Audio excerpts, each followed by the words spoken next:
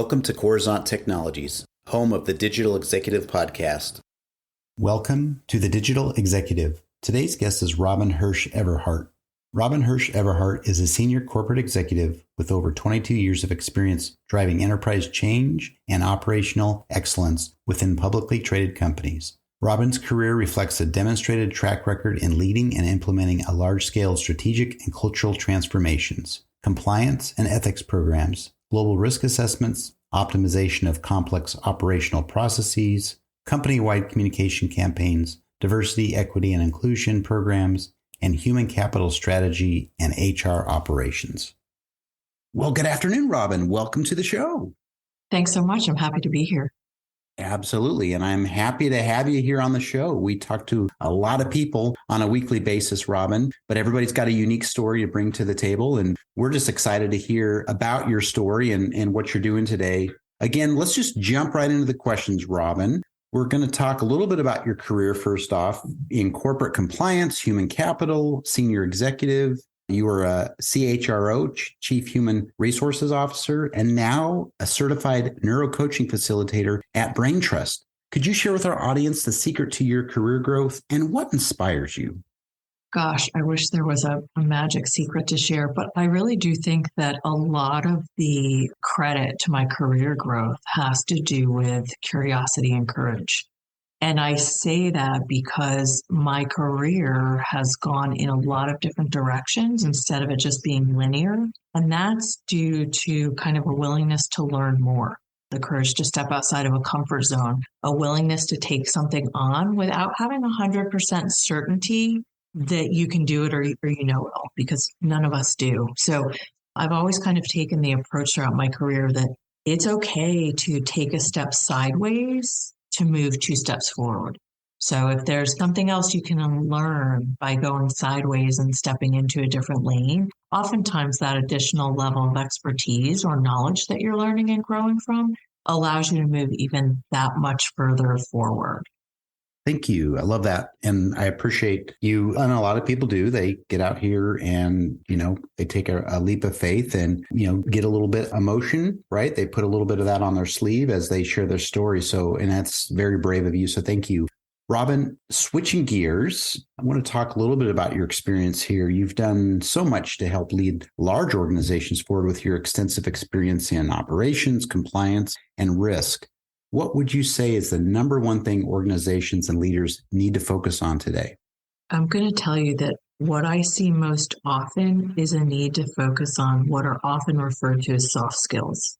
And I'm going to go out on a ledge and say they're not soft skills, they're real skills, and they're critical skills.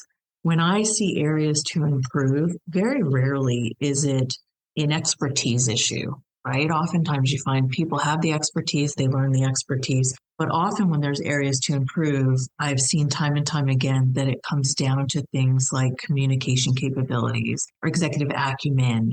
And it's one of the reasons that when I departed from my CHRO role and kind of took the risk of becoming this NeuroCoaching facilitator, it was the neuroscience and the communication capabilities that really inspired me. It was having a framework to help leaders kind of accelerate their communication and become excellent in their communication skills, because so much of that drives the success or failure of a business, and it drives performance.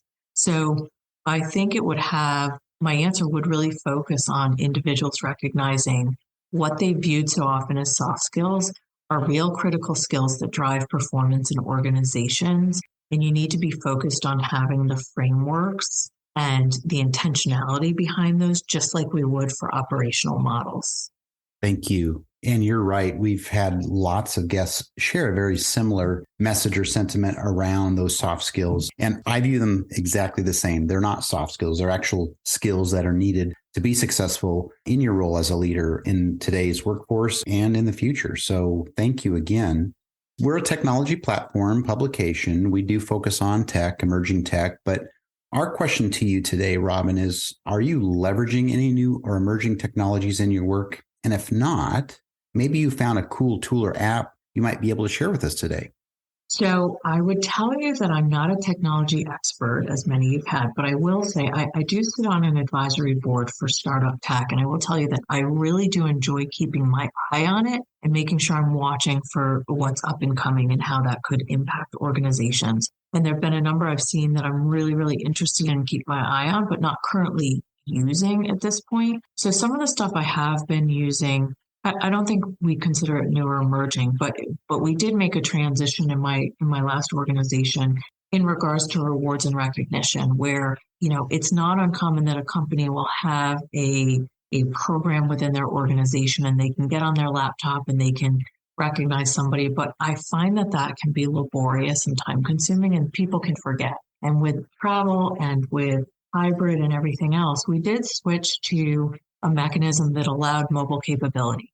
So I found it super user-friendly and easy. It was sort of work human and allowed me, I could be traveling, and if I saw somebody who did something great, I didn't have to wait to get back to the office to recognize them. Even in a taxi ride to the airport, I had the capability of getting right on my phone. I could type out a message, or I could even do something like a video chat and just say, hey, Brian, it was great to see you today. Wanted to recognize the great job you're doing in X, Y, and Z. Thanks so much. And I could immediately post recognition. And I think that real-time usability for any technology tool is going to be key in the HR arena. And then there are things that I certainly use personally. There's an app called Splitwise, also not necessarily new or emerging, but great capabilities when a group of people go out or they're vacationing or whatever, that you can kind of input all of the different costs and it automatically does all of the calculations and splits it out towards everybody, and everybody can just pay their own way and everyone comes out even, if you will. I love that. And Robin, I appreciate you again stepping out of maybe a little bit of your comfort zone and sharing a little bit of your vulnerability. We know you're not a technologist, but the fact that you're willing to share some of the things that you're using today or experiencing, especially in your tech startup advisory board, that's just awesome. And we appreciate it. Every little nugget counts here on this platform. So thank you. Robin, last question here of the evening. Could maybe you share something from your career experience that might be helpful for those looking to grow their career in either human capital or leadership?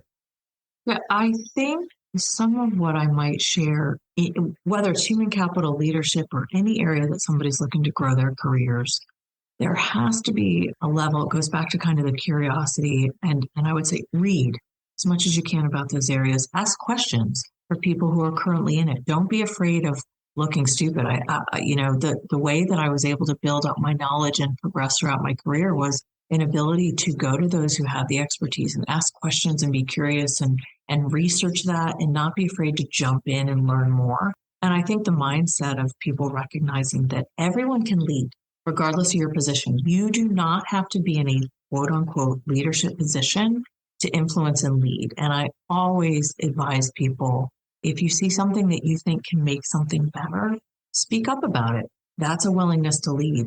And then I think lastly, I would tell you a willingness to listen to feedback and change, right? If we're not willing to learn and adapt and know how to pivot, then we will not have the capability to lead others to do so. So we also have to practice what we might preach in those roles. Absolutely. And said very eloquently, this is something that people should hear no matter what level they are in their career. At some point, you're a leader, recognize a leader, whether you're in that leadership role or not, you are a leader. So thank you again, Robin. Robin, it was a pleasure having you on today, and I look forward to speaking with you real soon. It was my pleasure. Thanks so much. Bye for now.